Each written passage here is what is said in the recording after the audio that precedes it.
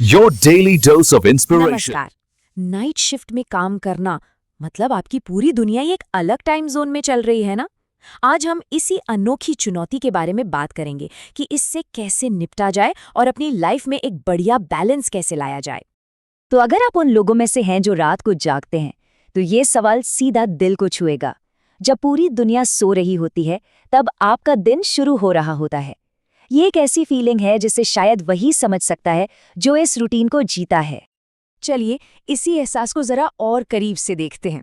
इसे आप night shift disconnect भी कह सकते हैं। मतलब ऐसा लगता है जैसे आप अपनी जिंदगी रिवर्स गियर में जी रहे हैं, और जाहिर है इसका असर आपकी रोज की जिंदगी पर तो पड़ेगा ही। जरा इस पर एक नजर डालिए। ये दो अलग अलग दुनियाओं की कहानी है। एक तरफ 9 to 5 वाली दुनिया, फैमिली के साथ डिनर, हंसी मजाक, और दूसरी तरफ शायद आप, जो सुबह सुबह अकेले ब्रेकफास्ट कर रहे हैं। जहां लोग वीकेंड पार्टी कर रहे होते हैं, वहीं आप शायद वीकडेज में बैंक के चक्कर काट रहे होते हैं। ये सिर्फ टाइम का फर्क नहीं है, ये ऐसा है जैसे आप पूरी दुनिया की रिदम से ही आउट ऑफ सिंक हो गए हों। तो इस आउट ऑफ सिंक होने से आखिर दिक्कतें क्या आती हैं? देखिए, सबसे बड़ी चीज है हमारी बॉडी की अपनी एक घड़ी, जिसे सर्केडियन रिदम कहते हैं। ये बताती है कि कब सोना है, कब जागना है। नाइट शिफ्ट में इसका पूरा सिस्टम ही हिल जाता है। नतीजा, हर वक्त की थकान, और तो और फैमिली और दोस्तों से भी एक दूरी सी बनने लगती है, क्योंकि जब आप फ्री होते हैं तब वो बिजी होते हैं, और इसका असर सीधा हेल्थ और मेंटल पीस पर पड़ता है। लेकिन रुकिए, हम यहाँ सिर्फ प्रॉब्लम्स गिनाने के लिए नहीं हैं। पॉइंट ये है कि नाइट शिफ्ट को सिर्फ सर्वाइव नहीं करना है, इसमें थ्राइव करना है। मतलब इसी लाइफस्टाइल में खुश रहना है, बेहतर जीना है, और पता है क्या, ये बिल्कुल मुमकिन है। तो फिर सॉल्यूशन क्या है? शुरुआत कहाँ से करें? सबसे पहली और सबसे ज़रूरी चीज़ है नींद। नींद की कला में माहिर होना, दिन के वक्त एक अच्छी गहरी नींद लेना, समझ लीजिए यही आपकी कामयाबी का फाउंडेशन है।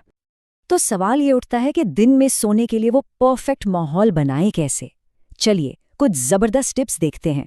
पहला, कमरे को ठंडा रखिए। दूसरा, सारे फोन, सारे डिवाइस एकदम साइलेंट, कोई डिस्टर्बेंस नहीं। तीसरा, ब्लैकआउट कर्टन्स का यूज कीजिए ताकि कमरे में बिल्कुल रात जैसा अंधेरा हो जाए। और सबसे जरूरी, सोने से 1 घंटा पहले स्क्रीन को बाय बाय बोल दीजिए।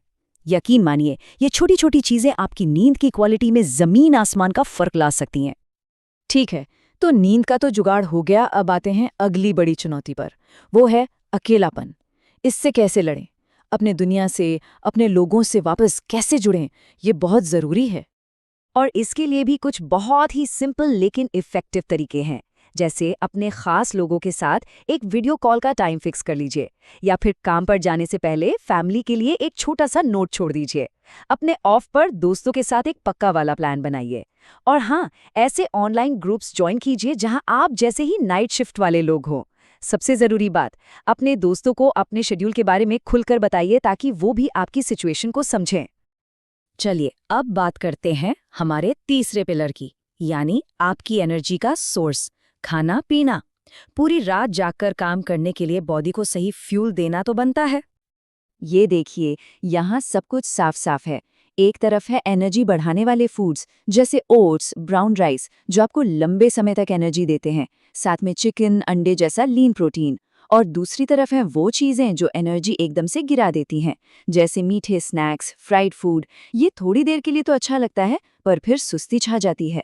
और हाँ, बहुत ज़्यादा कैफीन से भी बचें, पानी खूब पिएं और सही खाना चुनें, बस एनर्जी लेवल सेट रहेगा। और अब आते हैं हमारे आखिरी और चौथे पिलर पर, अपने ऑफ टाइम का सही इस्तेमाल कैसे करें। ये वक्त सिर्फ सोने या पेंडिंग काम खत्म करने के लिए नहीं है। ये वक्त है अपने दिन के उजाले को वापस जीने का, खुद को रिचार्ज करने का।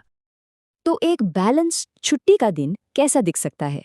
ये चार्ट देखिए, एक बढ़िया आइडिया देता है।